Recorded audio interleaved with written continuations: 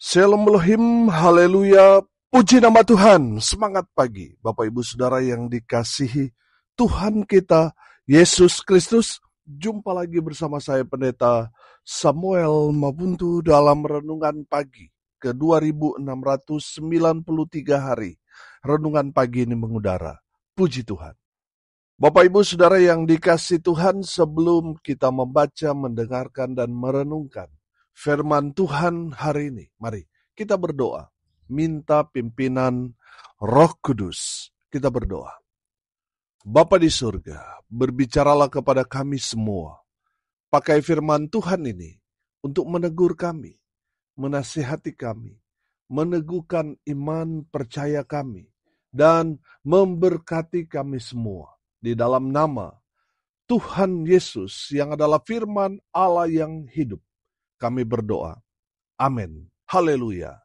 Bapak Ibu Saudara yang dikasihi Tuhan, bersama dengan saya kita akan belajar Alkitab dari kitab Kejadian sampai kitab Wahyu. Mari buka Alkitab kita.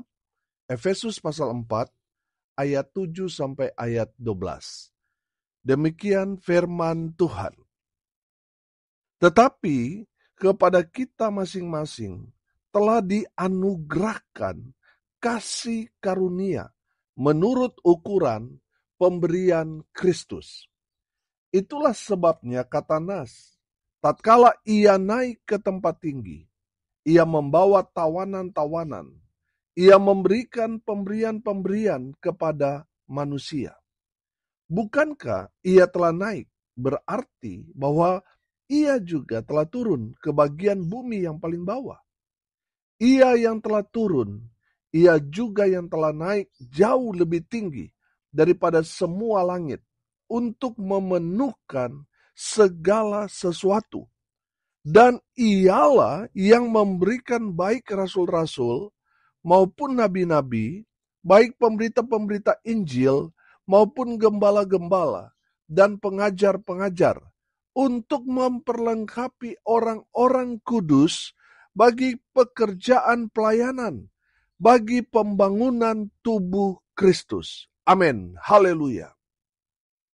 Bapak Ibu Saudara yang diberkati Tuhan, dari kebenaran firman Tuhan ini, Rasul Paulus mau memberikan satu pemahaman, pengertian kepada jemaat Tuhan bahwa kita semua yang telah percaya kepada Yesus Kristus Tuhan, kita semua masing-masing telah dianugerahkan kasih karunia Tuhan, baik itu berupa keselamatan dan kasih karunia dalam hal Tuhan memberikan karunia kepada kita semua orang-orang percaya, supaya kita gunakan itu untuk melayani Tuhan. Amin.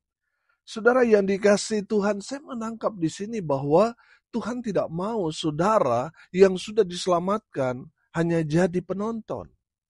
Tuhan mau pakai saudara untuk menjadi saksi di tengah-tengah dunia ini, supaya semakin banyak orang boleh percaya kepada Kristus Yesus Tuhan. Melalui apa, saudara? Melalui kehidupan saudara yang telah menerima kasih karunia keselamatan, dan saudara pakai yang Tuhan sudah berikan kepada kita untuk menjadi saksi Tuhan di tengah-tengah umat Tuhan.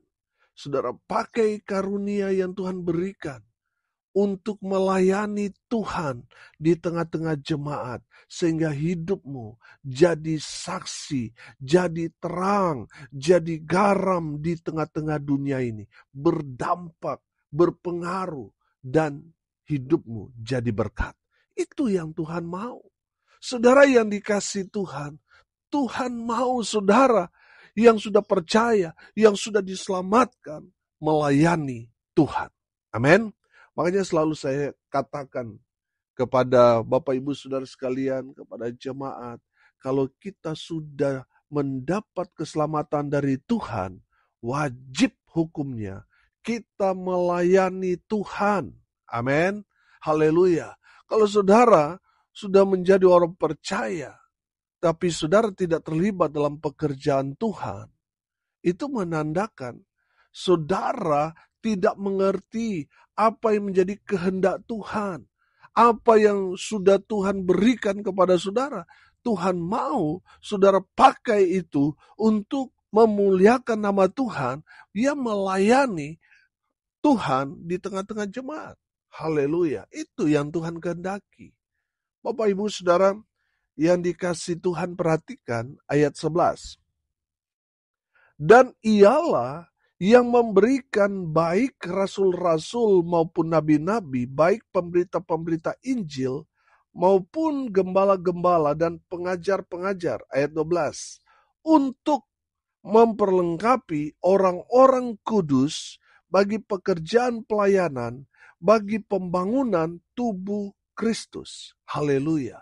Saudara yang dikasihi Tuhan, saya yakin dan percaya di setiap pelayanan atau gereja di mana kita berjemaat, di mana kita melayani, pasti ada 5 jawatan ini di dalam gereja.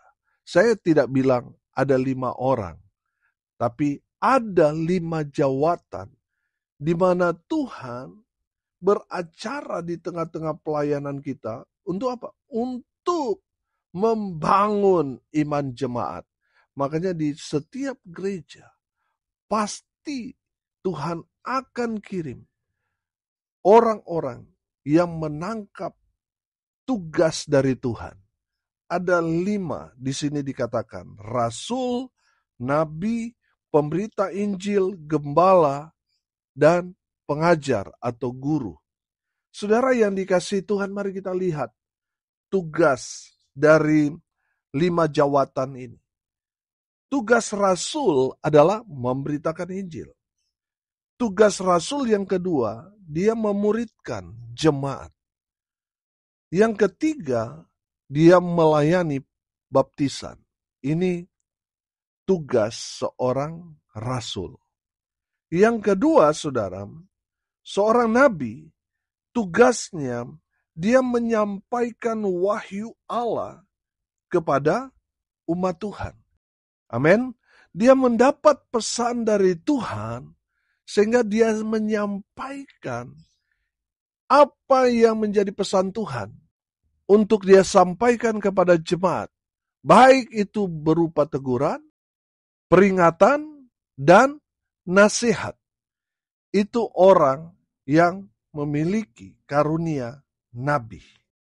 Yang ketiga, pemberita Injil. Tugasnya adalah dia memberitakan Injil. Dia menjalankan misi untuk memberitakan Injil kepada siapapun yang dia jumpai. Dan seorang penginjil sejati, dia tidak akan memaksa orang yang dia injili untuk masuk ke gerejanya dia. Tapi dia mengarahkan di mana gereja yang terdekat dengan orang yang dia injili. Lalu mereka bertobat, percaya. Mereka mau hidup dalam Kristus Yesus Tuhan sebagai pengikut Kristus. Para penginjil ini akan mengarahkan orang-orang yang mereka injili ke gereja-gereja lokal yang terdekat dengan tempat tinggal mereka. Itu penginjil sejati. Dia tidak memandang gereja. Tugas dia adalah memberitakan kabar baik saja. Amin. Itu tugas penginjil atau pemberita Injil. Yang keempat, gembala. Tugas gembala adalah dia merawat domba-domba, merawat jemaat, dia membimbing, dia mengawasi jemaat. Itu tugas dari gembala. Dia juga merawat dalam arti membalut jemaat yang terluka, yang ada dalam pergumulan. Gembala hadir di tengah-tengah jemaat. Amin. Jangan sampai kita gembala, tetapi kita tidak tinggal di tengah-tengah jemaat. Jemaat ada masalah, pendeta juga nggak tahu. Nah, ini bahaya ini. Ada ajaran-ajaran sesat masuk, Gembala tidak peka, akhirnya apa? Banyak domba-domba atau jemaat yang tersesat. Saudara yang dikasihi Tuhan, tugas gembala adalah merawat, membimbing, mengawasi, menjaga, melindungi kawanan domba yang Tuhan percayakan kepadanya. Yang terakhir, saudara, perhatikan. Jawatan yang terakhir adalah pengajar atau guru. Saudara yang dikasihi Tuhan, tugasnya sudah pasti, dia mengajar. Jemaat dengan apa? Dengan pemahaman Alkitab yang matang. Jadi seorang pengajar, dia bukan hanya belajar instan, tetapi memang dia belajar baik itu akademik, dia memang kuliah, atau dia memang fokus pada bidang tertentu, lalu dia memberikan pelajaran kepada jemaat, baik itu pelayanan di sekolah minggu, pemuda remaja, di kaum keluarga, dan lain sebagainya di tengah-tengah jemaat. Dia memberikan pemahaman yang sangat-sangat dalam, sehingga jemaat itu dia dikuatkan. Dia benar-benar paham arti dalam Alkitab tentang kehidupan sebagai orang percaya. Sehingga dari guru-guru ini, dari pengajar-pengajar ini, jemaat semakin bertumbuh dalam Tuhan. Bapak Ibu Saudara, sekarang ini yang paling ditekankan dalam pelayanan adalah pemuritan, di mana jemaat dimuridkan. Dari mereka lahir murid-murid.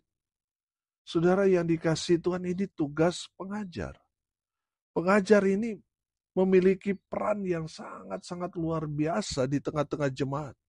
Karena bisa saja hamba Tuhan yang berkhotbah, mungkin jemaat nggak ngerti, tetapi dengan teknik mengajar, orang yang punya karunia mengajar, orang yang tadinya tidak mengerti, ketika dia mengajar, orang itu jadi paham. Saudara, orang yang memiliki jawatan sebagai pengajar di sini, dia akan mengajar di tengah-tengah jemaat berupa seminar, berupa pelayanan-pelayanan tadi saya katakan di sekolah minggu, di kategorial yang lain juga. Sehingga jemaat paham Alkitab, paham akan tugas mereka sebagai jemaat. Sehingga gereja benar-benar hidup. Saudara yang dikasihi Tuhan, tadi saya katakan, sekarang ini kita gereja harus memuridkan.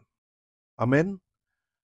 Supaya lahir generasi yang diberkati Tuhan.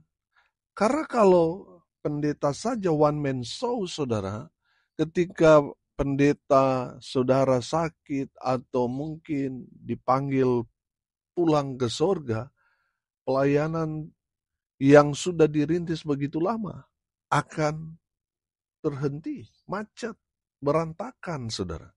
Karena apa? Karena pendeta atau gembala saudara, one man show. Apa-apa dia, semua pelayanan gembala atau pendeta saudara, itu akan mempercepat Tuhan panggil dia. Saudara yang dikasihi Tuhan, sudah seharusnya semua jemaat terlibat dalam pekerjaan Tuhan ini. Amin. Haleluya. Saudara yang dikasihi Tuhan, saya yakin 5 jawatan tadi ada di setiap gereja. Memang tidak ada yang satu orang 5 itu dia punya, sudah tidak.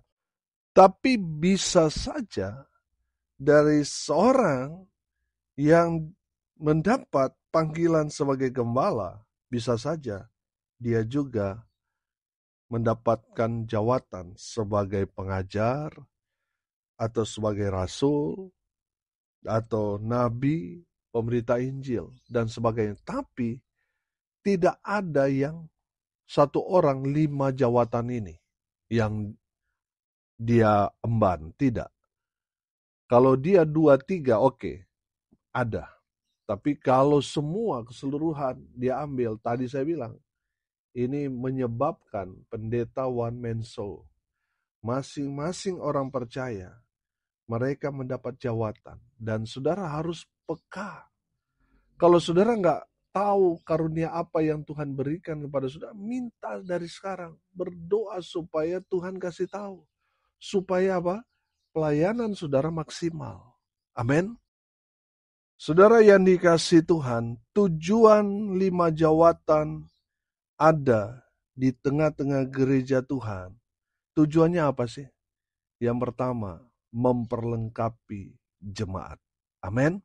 Jadi kalau saudara mendapat kasih karunia Tuhan, saudara sebagai tadi rasul, nabi, pemberita Injil, gembala atau pengajar, tujuan Tuhan menganugerahkan kasih karunia itu supaya saudara memperlengkapi jemaat. Amin. Yang kedua, supaya saudara membangun iman jemaat.